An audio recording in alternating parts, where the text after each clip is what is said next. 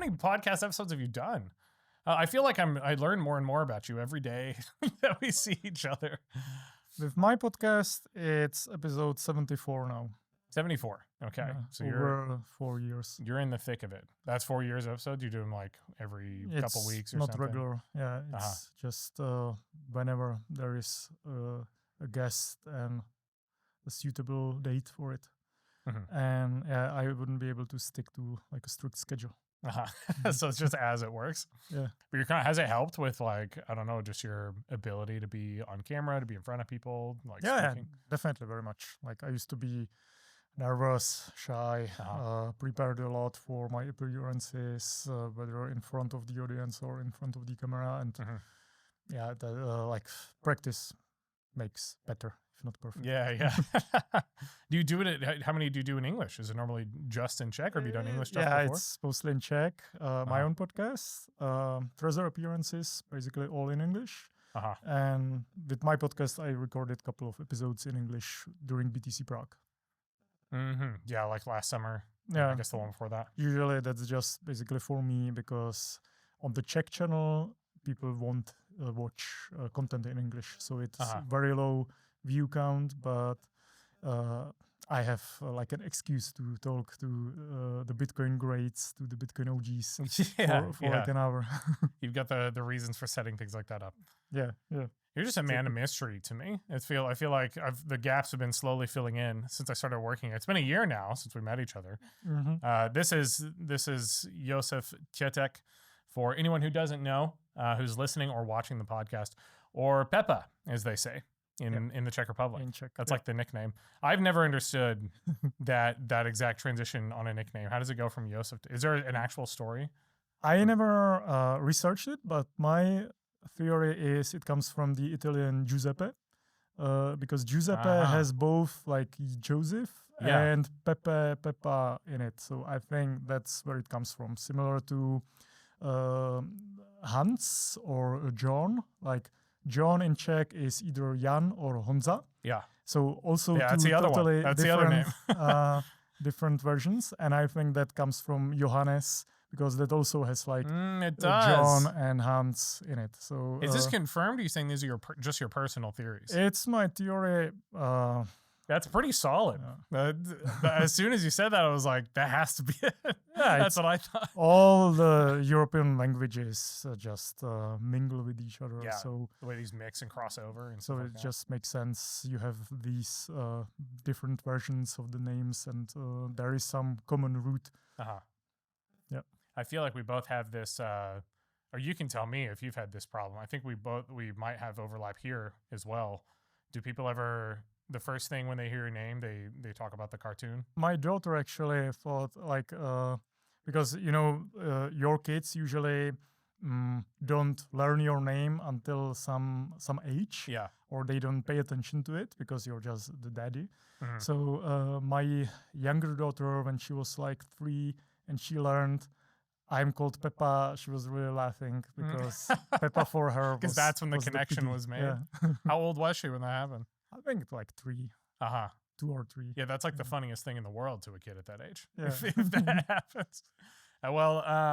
Josef is, I think your actual title would be Trezor Academy Lead, right? Yeah. Isn't that it? It is. I feel like it's a travesty that Trezor Academy doesn't get more attention. I think it's one of the coolest projects we have going on here. Is it entirely you who's working on it? Do you have like anyone else at the company you work with, or is it mostly your project? It's mostly me, and I have one lady assisting me with the project, with the routine tasks. Mm-hmm. So basically, there's like 2 of us, but I'm the only one like doing it full time. Mm-hmm. Well, it's a really exciting topic today because this kind of, as we discussed before, it crosses over a bit with Bitcoin use cases, which immediately that made Trezor Academy one of the most interesting things to me whenever I started here. Is like you hear about lots of people in either North America, like where I'm from, also in Europe, talking about having these conversations like, what is Bitcoin's purpose? What does it do? What does it do in the world? If you could tell us real quick, just what is Trezor Academy before we dive in? Sure. So Trezor Academy is a non-profit initiative by Trezor. And the way it works is we run Bitcoin meetups around the world, mostly in the global south, so South America and Africa. And we run it through local Bitcoiners. So what I mostly do is travel to the African and South American conferences and look for local Bitcoiners that would like to teach their communities about Bitcoin and need some structure and need some backing, some support. So that is mostly what I do. I just scout these local Bitcoin educators that we then run the program with. And the program consists of 3 Bitcoin meetups where the local organizer, let's say in South Africa, that has some connection to the local community, either because he's like a school teacher or just some community leader. They pick a venue, market the whole program to their local community, and just put the group together and run 3 sessions, 3 physical in-person meetups where the participants get to learn about why Bitcoin matters, how to use Bitcoin, and what to do with the knowledge they attained throughout the sessions. So yeah, in a nutshell, this is the Trezor Academy program. It's like a distributed educational network focused on Global South. So it starts with kind of this introduction, and the purpose is to basically lay the foundation for new people that are, I guess it's anyone from any given local community. Yeah, it's newcomers. And yeah, our approach is very bottom up. We try not to have any interaction with like governments, either national or local governments. It's really like a bottom up community driven project. We do have like some university partnerships, mostly through Students for Liberty. But yeah, like all that Trezor does, we aim to be neutral in terms of like local governments. So yeah, very bottom-up approach, and yeah, it has worked so far very well. Yeah, and there's, I mean, some things I'm just curious about, some stuff I've asked you about before, but definitely just so that other people hear it too. What is it that makes Bitcoin relevant to these communities? Or actually, let's just start with that. Like, what is the purpose of traveling? Either you said mostly Africa, South America. I'm sure there's other locations as well. But what is it that makes Bitcoin relevant to any given person or community? So I believe Bitcoin is much more relevant to these communities than Europe or the US, because what Bitcoin fixes is money itself, the fiat money, state-issued currencies. And the simple fact is that in Africa and South America, the fiat currencies just don't work at all. They don't work as a store of value. The inflation rates are off the charts in these continents, on these continents, and the medium of exchange function of money usually also is very bad, because a lot of these economies are either cash-based, or if there is like a digital component to their currencies, a lot of the people are unbanked, unable to get any banking financial services, sometimes because they don't have any official ID. That is the case in many countries in Africa. You just don't have any national ID. Or because you're just not lucrative enough for the financial system, and the financial systems also are not very well developed. Like the infrastructure is basically just missing in many places. And even if it's there, if you have a bank account, for example, let's say in South Africa, which is one of my like favorite countries in the region, for many reasons we can go into. So if you're in South Africa and you happen to have a bank account, still it's a huge problem to do cross-border transactions, because they have very strong capital flow obstacles, or I don't know what's the correct term here. So Bitcoin is the solution to both use like the function of store of value and medium of exchange, because you don't need to ask anybody for a permission. It's permissionless. You just need a phone, basically any kind of mobile phone. Doesn't even have to be smartphone nowadays to use Bitcoin. And you can do digital payments, you can do cross-border transactions, and you can save in Bitcoin for the future with much better outlook for actually preserving your value generated by your work. So in Europe and US, if you're like part of the middle class, let's say, or even like if you earn not as an average account, but below average, usually you just have a bank account. You can save some money. The inflation rates aren't that crazy. It's like maybe 2 to 5% CPI inflation rate. So you can still save some money in that. And you can do digital payments through like Apple Pay, credit cards, debit cards. In Czech Republic, we even have like instantaneous interbank transfers. So you don't really think about the issues of fiat currencies. But in the global south, that's the daily reality that the money just doesn't work for you. So as I like to say, in Africa, half of the Bitcoin educator's job is already done because you don't need to explain why fiat money sucks. It's obvious. That's just the daily reality. Yeah. What you need to do is then explain why Bitcoin is the solution to that problem, and why it's not a scam, and why you're basically not asking for anything in return if you're doing like Bitcoin education, because people are very skeptical about stuff that just sounds too good to be true. That's right. That's what we encounter quite a lot. I would think that plus just introducing a brand new idea, like those two things together might be a lot to take in if you're like just some guy who comes out of nowhere and is like, preaching about this thing. Yeah. That's why it's not me who's teaching people in Africa about Bitcoin. I'm just like leading the program and looking for Bitcoin educators that are already part of the community and have like the respect in the community and just have that like trust. Because I don't think it works for Europeans or Americans going to the countries in the global south and like trying to preach Bitcoin. That just doesn't work. You need Bitcoin explained by locals in the local context. Right. So you're finding other people to do a lot of the teaching or spreading the word. Yeah. How do you find those connections in the first place? So usually it's through the Bitcoin conferences. So nowadays we are lucky enough that there are actually Bitcoin conferences on the African continent and on the South American continent as well. So recently I've been to the Africa Bitcoin conference in Kenya, in Nairobi. That was in December 24. And it was the third year of the conference. So it's been going on for a couple of years now. The other Bitcoin conference on the African continent that I've been to is Adopting Bitcoin Cape Town.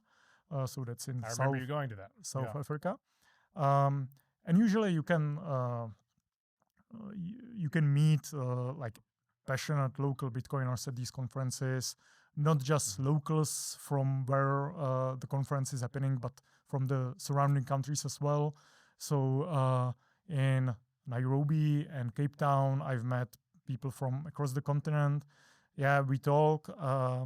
I try to ask for other people's opinion about like given local educators. It's still like the community isn't that large in terms of like African Bitcoin space. So usually you can tell who's real and who's just like an opportunist. So that has gotten much easier in the recent years. And sometimes, of course, some people approach us through like our website. We have like an application form. People fill it out, and I ask for like the Twitter handle and ask for like the experience running Bitcoin meetups. And again, I just ask around whether they know this person or not. And usually you can tell pretty well whether it makes sense to go forward.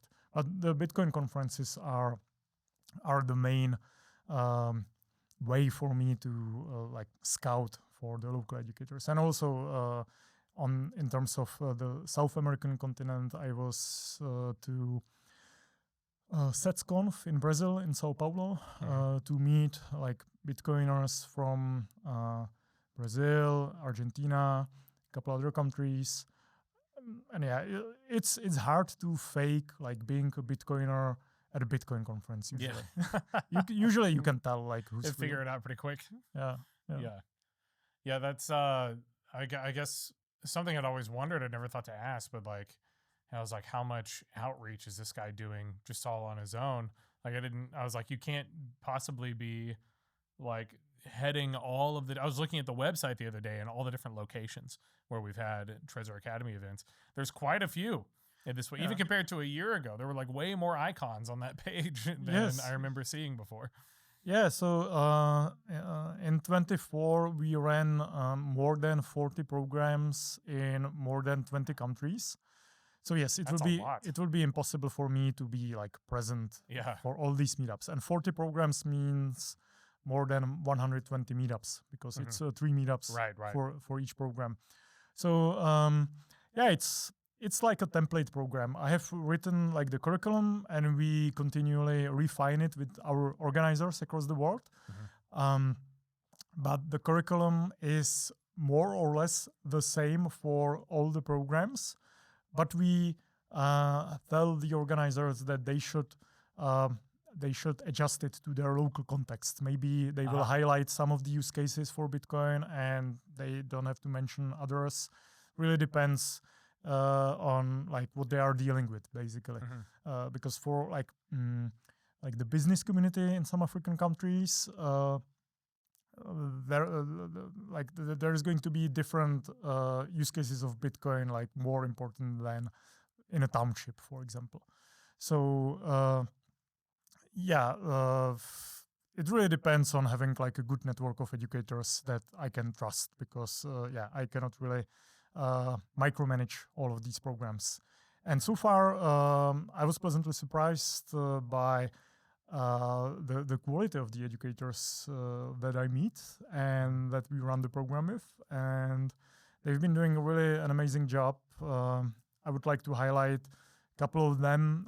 Everybody who ran the program with us is great, but some are even greater. So, for example, Brendan Wiener in Uganda, he does a lot of work with local orphanages. And that has been really amazing to see. And he's like, he really understands the spirit of Bitcoin, which is really empowering individuals, empowering local communities, making just money work for the people and for their needs, and just opting out of the exploitative fiat system. So Brendan Wiener, Bitcoin Kampala, Uganda, that's his project. Really like I would really like to highlight this work. Also, the Free Tech Institute in Burundi. Burundi is one of the smaller countries in Africa, French-speaking, and they've been doing really an amazing job running the program with us.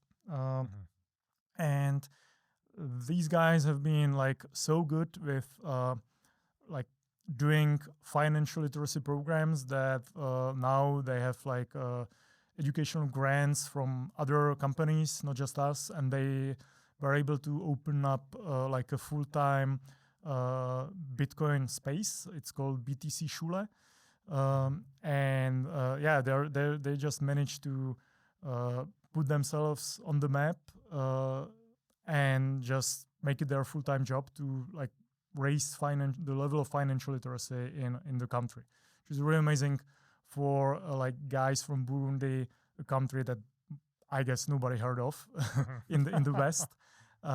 So you need like these brilliant individuals that plant the seeds in their local communities, and it can really grow to something magnificent over the years. And that was kind of one of the things I was suspected and wanted to know more about, because you like Josef, you don't know the individual context of every single place you're going. Africa is huge. I feel like people don't talk about how massive Africa is, and there's so many countries like throughout it. It's like every single one is going to have different nuances to everything. It's more than 50 countries. Yeah, I have never even thought about that before. I've never known how many countries are in Africa, but I'm not sure about the exact number, but it's like 51 or 52. I hope. Yeah. Have you ever seen maps where they like put it on other parts of the world? Yeah. Because our map like distorts the proportions. Yeah. Of Mercator. things. Yeah. What is it called? Mercator. Yeah, Mercator. It's called the Mercator map. That's definitely it. I couldn't remember the name. That's 100% the one. And you don't realize how gigantic Africa is until you see the corrected proportions and how big it is compared to other places. Yeah. The first time I understood how big it is, or came close to understanding at least, was when I was flying to Ghana for the first Africa Bitcoin conference in 22. Yeah. And I was flying throughout the day. And basically, you're coming into Ghana across the whole Sahara Desert. And you're flying just for hours and hours across this ocean of sand. And it just doesn't end. It's like hours, and you're 10 kilometers high. So you have you're looking. You can see everything. You can see everything, and it's just sand for like hours. It's really so huge, and you get to Ghana, and it's like the third maybe of the African continent. Right. Yeah, it's not like in the deep south, isn't it? Isn't it on like the curve? Yeah, like it's next to like the in the bay. Yeah. And like going to Cape Town from Germany is 11-hour flight. So that's crazy. Yeah, it's very, very far away. That's like going to Asia from California. Like that's a massive flight. That's absolutely huge. Yeah. Also, Germany, I think it's Germany to Brazil. It's the same distance. Also 11 hours. Yeah, that's. But the difference crazy. is, if you are going to Cape Town, most of the time you're flying across land, across the continent. Yeah, the actual country is still, or continent is beneath you the entire time. It's massive. It's massive. And yeah, like a very interesting fun fact about Africa is the median age, which is 19. So the median age? Median, yeah. So half of the population is younger than 19 and half is older than 19. I think for Germany it's like 40, 45. So by comparison. Yeah, and US, Canada is similar. It's like around 40. So from that you understand how young the continent is. Yeah. And also like it partially connects to Bitcoin education, because in Europe and US, you're dealing with, in general, like older people. If you're like discussing like Bitcoin education, and usually in the EU and US, like middle-aged people pay more attention to Bitcoin because they have some money and they want to preserve it, and they are thinking about like what they are thinking about monetary problems.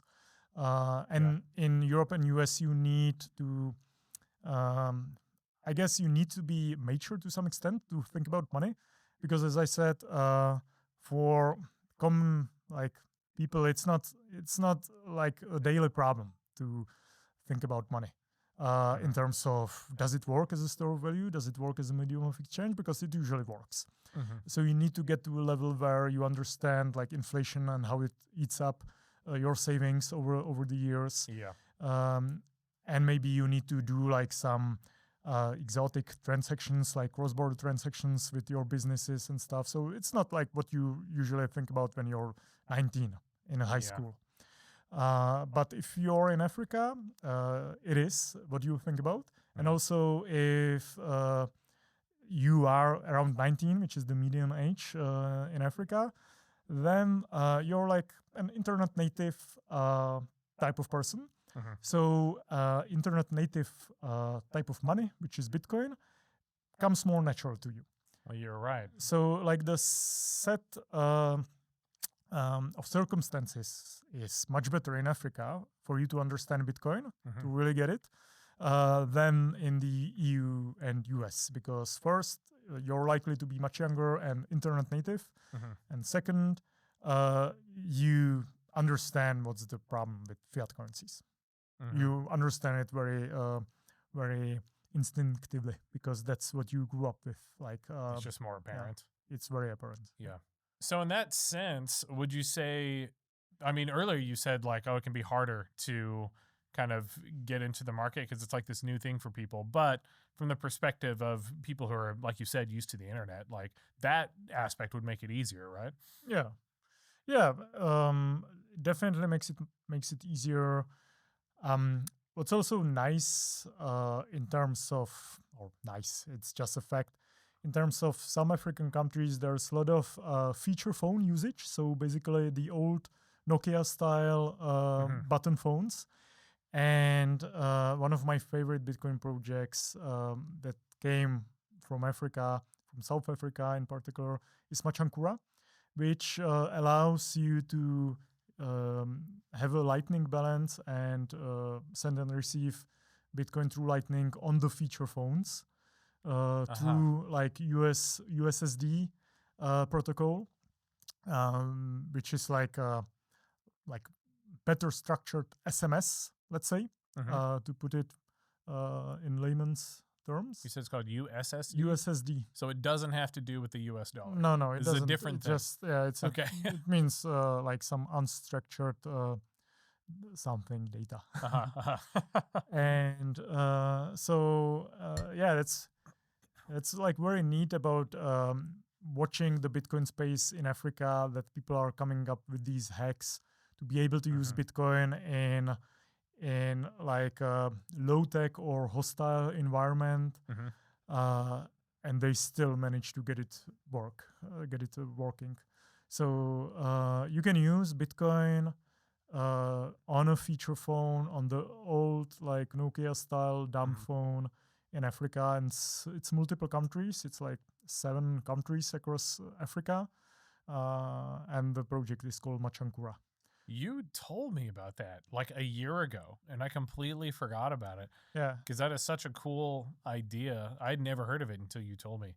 But that's like, it kind of falls perfectly in line with like the point of Bitcoin, which is to be able to function. Or yeah, you said hostile environment. Like, it's a perfect example. Like some place where it's either necessary or difficult to spend or transact because it's able to circumvent either broken or hostile systems. Yeah, I don't mean maybe hostile in terms of like the government actively fighting Bitcoin, which does happen in some countries, and then it would be impossible to run the Machankura service because it needs to work through local telecom operators. But maybe hostile in terms of you just don't get any financial services if, for example, you're too poor or don't have the correct papers, which is the case in many South African communities. And yeah, it's just really amazing to watch what African Bitcoiners can come up with. Since we're on this topic, another great project that I wanted to highlight here is Tando, Tando, which comes from Kenya. And Kenya is the home of M-Pesa, of the mobile money that runs through like telecom operators. And in Kenya and some other countries, it's more common to have like the M-Pesa account than a regular bank account. And M-Pesa basically means if you have a phone, I think it can also be a feature phone, doesn't have to be a smartphone, you can receive and send payments through this M-Pesa system. And the M-Pesa system precedes Bitcoin even. It's from like 2005 or 6. So in Kenya, there were mobile payments even before like Europe or the US, which is very like, it's a proof that Africa leapfrogs some systems, like the payment systems, because people went from no banking accounts to mobile payments in a lot of cases, especially in Kenya. And why I'm mentioning that is Tando allows you to send the Bitcoin payment to any M-Pesa account. So you can pay like an M-Pesa invoice through your Lightning Bitcoin wallet, which means that since M-Pesa is so widespread in Kenya, it's basically everybody has M-Pesa. Every physical person and every business basically has M-Pesa. So just standardized in the country. So you can pay with Bitcoin for everything in Kenya through this Tando. It's sort of like a little hack, basically, like a payment gate that takes Lightning and transforms it into the M-Pesa payment. It takes a couple of seconds. It's permissionless. It's non-KYC. And it works like magic. So I got a chance to actually try that when I was in Nairobi for the Africa Bitcoin conference a couple months ago. And from what I've heard, these type of systems like Tando-like, where you pay from Lightning and the recipient gets their Momo, their mobile money. In Kenya, that's M-Pesa. In other countries, it's called something else. But Momo, like mobile money, is the general term for these systems. That's now happening in multiple countries across Africa. And in this sense, Africa is more advanced in terms of you can live on Bitcoin than Europe or US. Because in the countries that already have like mobile money payment systems and you integrate Lightning into it, then you can pay for everything on Bitcoin. In Bitcoin, you can the infrastructure. Yeah, because the infrastructure is there, and the infrastructure isn't like legacy banking systems. It's telecom operators, and we don't have that in EU or US. That's like very African specific kind of thing. Maybe China will be close in terms of the like Alipay and WeChat, but that's very like CCP controlled. In Africa, I would say, from what I understand, it's more independent to like the government. So that's really amazing. Really seeing that in action. In Nairobi, I went to like a local wine shop in a local market where they just cook meat on the open fire, and it's really like African style, like informal market. And there was a vinyl shop, and I like to visit these kind of places when I travel to like Africa and other places. And I bought like a couple of vinyls, and I paid for them in Bitcoin through Tando, and they received the M-Pesa on their end. At first, I asked, "Do you accept Bitcoin?" They said no, and it looked like they don't know what I'm talking about. So I asked, "Okay, do you accept M-Pesa?" Of course we do. So I paid with Bitcoin through this Tando, and they received M-Pesa on their end. And it's not a Bitcoin place; it's just a regular merchant. They only have like a mobile phone. They don't even have like any sophisticated payments terminal. And you can just pay for Bitcoin in a place like that. And all across the country, that would be the case through these like neat hacks like the Tando. Man, that's awesome. So the vendor themselves didn't have to do any extra setup. No, they already had their payment system. Not at all. It was me who had to take the extra step to download the Tando app. And then through that, I was able to pay from my Lightning wallet to the M-Pesa account. But since we're on this topic, if you're in South Africa and you go to a Pick n Pay, which is their retail chain, like a national retail chain, sort of like a Tesco or Carrefour or Walmart, they have like a QR payment system, which usually you would use with like your banking like QR payment. Like your internet banking. Yeah, whatever app you have. So you can scan like their QR code to your internet banking system, and you would pay it, and the groceries are yours. But there's an app, or there's a company called Money Badger, who came up with a very nice, also like a hack. It's a South African project, which allows you to pay this QR code directly with your Lightning wallet, for example, with Blink. and you don't even have to have any other app installed. You just pay from Blink at the terminal, at the Pick and Pay terminal, with their like QR code. It's not a Bitcoin QR code. It's like banking, basically internet banking QR code, and you can pay it directly from the Blink wallet, for example, and they receive the rand, the fiat currency, and the conversion happens in between through the Money Badger, but nobody has to take any extra step. So that's really amazing. So Money Badger Pick and Pay integration, you can look it up. It's really like mind-blowing to try that, because you don't even have to have any intermediary application for that. Yeah, I was gonna say, like, all of this sounds like the stuff that I've only in conversation with people have like speculated about. Yeah. I was like, eventually Bitcoin's going to get to this place where we can just spend it easily, and you don't have to be like, oh, do you take Lightning? Do you take Bitcoin? You don't have to ask those questions. Yeah. You can just use like whatever standardized thing, whatever's most popular, and it's already got the integration like working. Yeah. That's basically what that sounds like from what you're describing. Yeah. So what's happening in Africa, actually, to put it into perspective, is you see a lot of these applications and like little neat hacks around using Bitcoin as a means of payment, as a medium of exchange, because that's the most immediate need that you need to serve in these places, in African communities. Because a lot of people are unbanked, a lot of people don't have Apple Pay, they cannot tap with their phone, they cannot tap with their card. So that's like the use case that Bitcoin is starting to serve more and more in Africa. And I remember one infographic saying that Bitcoin payments account for about 15% of all payments in sub-Saharan Africa. I think 15%. I think it was something like that.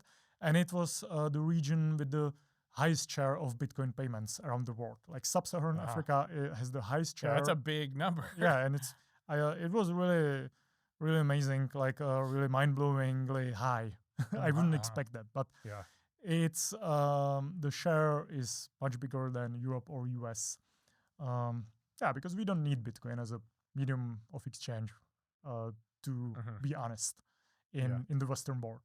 But down there, let's say in the global south, especially in Africa, they actually do need it. And it's more immediate than using Bitcoin as a store of value. Because you need to pay for the groceries, you need to earn maybe from, like if you're like a developer, you would like to work for like a foreign company, and it would be very hard to get the money in from US to Uganda, for example. Yeah, you're talking about cross-border payments. Yeah, so cross-border payments.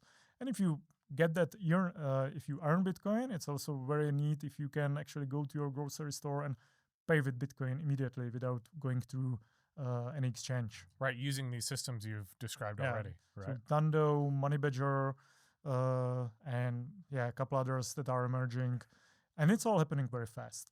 Like when I was in Africa for the first time, December 22, none of these basically existed. And over the past... just like 2 years ago? Yeah, it's like 2 years. And the amount of innovation that's coming like out of the African Bitcoin ecosystem is really amazing. Yeah, that is rapid. That's not like 5 to 10 years would be pretty fast already. Yeah. The 2 years is kind of crazy if it's that thorough. I mean, I guess that would make sense if the infrastructure is already there, people are using the system, and then it's just a matter of integrating Bitcoin or Lightning somehow. Yeah. Like, big question is how scalable it is. From what I know, let's say the Machankura, which allows you to pay with the feature phones, to have a Lightning balance on a feature phone, that has, if I remember correctly, 30 to 40,000 users right now. Across multiple countries. And of course, the whole continent has over 1 billion people. Tendo, I would say, is a couple thousand people, but Tendo is very recent, like in Kenya, where you can pay to the M-Pesa systems. It's like a couple months now that it existed. So the scalability is the question. So if demand were to pop off, then yeah, that would suddenly be a question. Yeah, I think then it becomes a question of funding, because you need to fund the infrastructure to have it run on a reliable infrastructure. Because a lot of these projects emerge as like a service running on somebody's home computer. Like the humble beginnings. Yeah, for it's these things. Really like total garage startups. Yeah. But like Machankura has scaled up so far very nicely. It's a proper company now with like employees and stuff. From what I know, they are like raising funds. I think like they have like a business model in place. So I think that service can actually scale. And yeah, it's a big like test. And I believe for like Bitcoiners in general, watching the African Bitcoin ecosystem is like basically the most important in terms of Bitcoin evolution and making sure that Bitcoin succeeds. Because if Bitcoin can work in low tech, let's say like hostile environment, then it can succeed anywhere. Like it's easy to use Bitcoin in Europe, like especially in Czech Republic, for example, where we have like zero capital gains tax now. Nobody bothers you if you like buy stuff with Bitcoin. The infrastructure is very well developed. A lot of like major companies are accepting Bitcoin. Everything really works nicely. So yeah, it's easy to use Bitcoin in a friendly environment. And in an environment where the electricity is running all the time and the internet just works very well. But using Bitcoin in a place where you have like load shedding, meaning they shut off your electricity for 6 hours a day, where the internet is spotty or there's no internet at all, and you have to use GSM, where the government is either like hostile or more or less hostile. And the banking infrastructure either doesn't work at all or they're very unfriendly towards like Bitcoin. Then this is the real like testing grounds for making like proper Bitcoin infrastructure. And it's happening in Africa. And so far it looks like it really like Bitcoin can really work in these environments. And it really makes a difference for people that discover Bitcoin and start to use it in their daily lives. Yeah, all of that is really cool to hear. That's like, I mean, even in our discussions that we've had, because I've talked to you a few times about various things here, there were still like gaps in my own knowledge about, or the things you've experienced, or even in the past year. Like since we've been here, I know you've had several trips. There's been many times I'm like, where's Josef been? They're like, oh, he's in Africa again. Like that's the number of times that's happened. I did want to ask, I see you've got a few books here that you brought with you. I recognize all three to varying degrees. Are these a part of the Trezor Academy build, or is this like something else as well? Yeah, so the first book I have here is Check Your Financial Privilege by Alex Gladstein. Alex Gladstein is from the HRF, the Human Rights Foundation. And he published this book in 2022. It's also available as a series of articles on the Bitcoin magazine. And for me, this book has a very special place in my heart, because that was the motivation for me to start the Trezor Academy program. This inspired it? Yeah, it's the major inspiration for starting up the Trezor Academy program. Because Gladstein was the first, I believe, that brought the whole Bitcoin in the Global South topic to the broad Bitcoin community. Before that, like we talked about Bitcoin fixes this in terms of the unbanked, but it was also always sort of like our wish. And Gladstein actually found like communities and community leaders in Africa and Cuba, Venezuela, Argentina, and wrote down their stories. So Afghanistan, Ra Mahbub is interviewed here. And he wrote down their stories in terms of how Bitcoin actually fixes it right now. And it's not just like our wish, it's actually happening. So check your financial privilege. A lot of stuff has like evolved in the 3 years since the book came out. As you said, it's really moving very fast. So already in 25, this book is a little bit outdated, which is amazing actually. Which is what a sign of progress. You should see. But still, it's like a book I will definitely recommend everyone to read. And also like Gladstein's articles in general on the Bitcoin magazine. He's not as active anymore as he was because he does like a lot of like Bitcoin related stuff in terms of HRF. He runs the Oslo Freedom Forum conference, which is like another amazing project of Alex and the whole HRF. But yeah, this is the main inspiration behind the Trezor Academy. Actually, like witnessing that Bitcoin is making a difference in the unprivileged communities around the world. And the other two books that I have here is what we actually use in the program. We ship these books to all the meetups that we run. The first is my book, Bitcoin Separation of Money and State. It's a concise explanation of the problem of fiat currency and how Bitcoin addresses that problem and how it fixes it. It's from the perspective of like economics, because I'm an economist.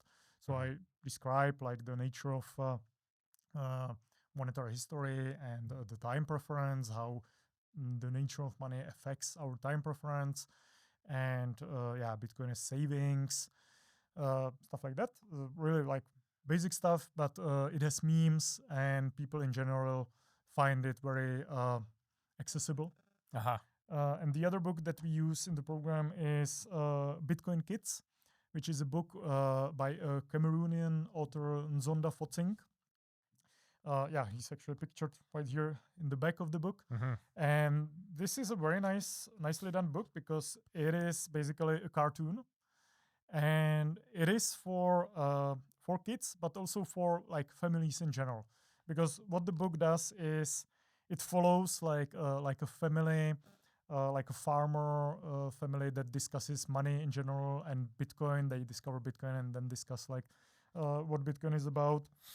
And it's very accessible to kids, and it's also very relatable to like African readers because it has like this local, let's say, African context embedded in it. So these are the two books that we use.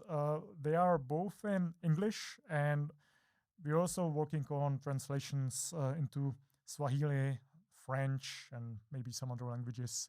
Because, of course, Africa isn't just about English.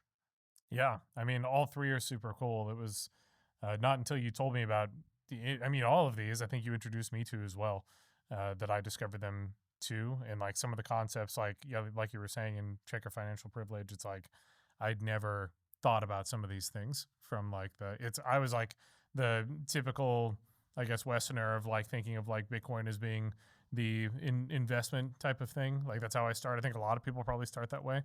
And then thinking of and seeing the actual use cases, which I was slowly becoming more and more familiar with. This was definitely one where I was like, wow, this like really does highlight and illustrate how some of these things can work.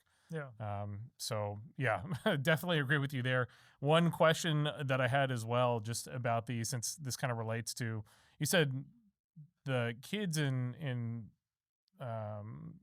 separation of money and state. Those are the ones you actually use for Trezor Academy. Yeah, we ship those out. Usually it's 5 of each, 5 books of each. So those go to the community? Yeah, well, as I said, like the whole Trezor Academy program is like a template program where we do have some guidelines. We have like the slides. We ship like some merch and some books, and we sort of leave it up to the organizers what they're gonna do with it. So the books, they can either become a part of like the local library if they're setting up like a Bitcoin library, or they can just give it out to the participants of the program that they feel will actually use it the most. So really depends on the local context again. And so with us being a security company, how do you balance out these kind of like introductions of Bitcoin to people along with the security aspect that we emphasize so much? Yeah, so we need to be realistic about the environments that we are like working with in terms of Bitcoin education across the African communities, and a lot of these communities are low income, so hardware wallet doesn't make too much sense. So we do explain like the concept of cold storage and hardware wallets and Trezor and what it does and why you should consider like progressing towards the cold storage over the long term. But also we work with like custodial Lightning wallets like Blink, which I think is doing a very good job in terms of bringing about like a solid custodial Lightning wallet.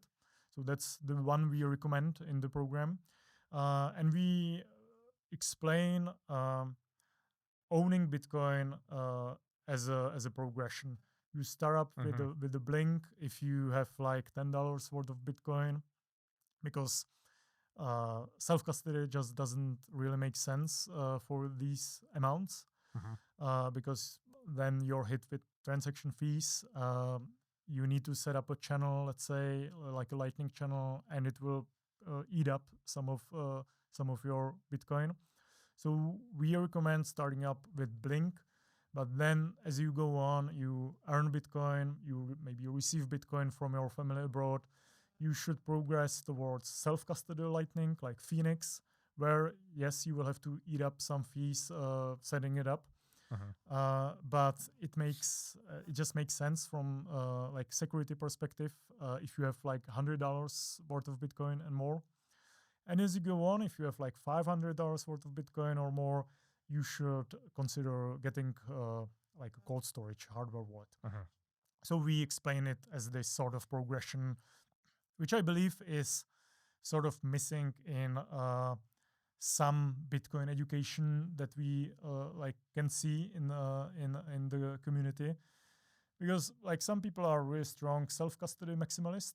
I am as well, but I'm also a realist in terms of who you're talking to and just meeting people where they are at.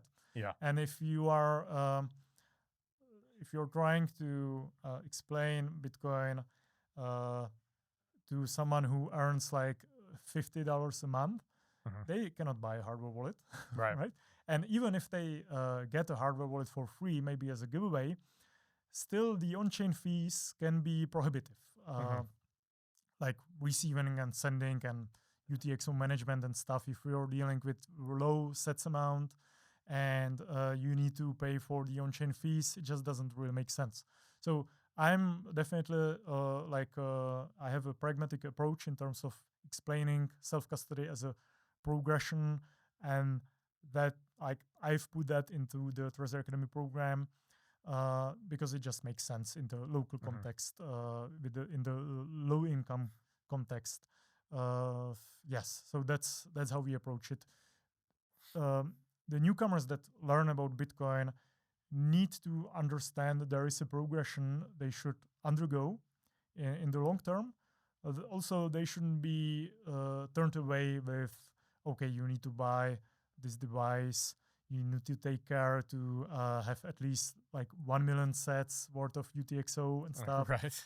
No, these higher barriers of entry. That's a very high barrier, and it just won't work. And that only means people will just have accounts on centralized exchanges, which I really don't want to see. I think like a solid custodial Lightning wallet, like Blink, nowadays it is Blink, is a much better choice than having like an exchange account. Yeah, I mean, honestly, I feel like this is a challenge regardless of where you're at. Like that type of approach is probably appropriate for most people anywhere in the world, like a step-by-step. Like, don't just jump into the deep end because it's a lot to wrap your head around in the first place. let alone like taking it further technologically. That's something I've been thinking a lot about lately, and a big challenge for both of us in our jobs. It's exactly what we're doing here at Trezor. I mean, we don't have the exact same thing, but yeah, it's closely related. Yes. And yeah, that's one of the main challenges of where we're at just in general in education and everything. That is about all the time we have for right now. As usual, I feel like I still want to learn more about the things that you do. It's how a lot of our conversations end. I just have like more and more questions all the time. I think Trezor Academy is awesome, and the work that you're doing is great. So it's the kind of thing we definitely want to be seeing in the world. So thank you for taking the time to come on and talk with us for a bit.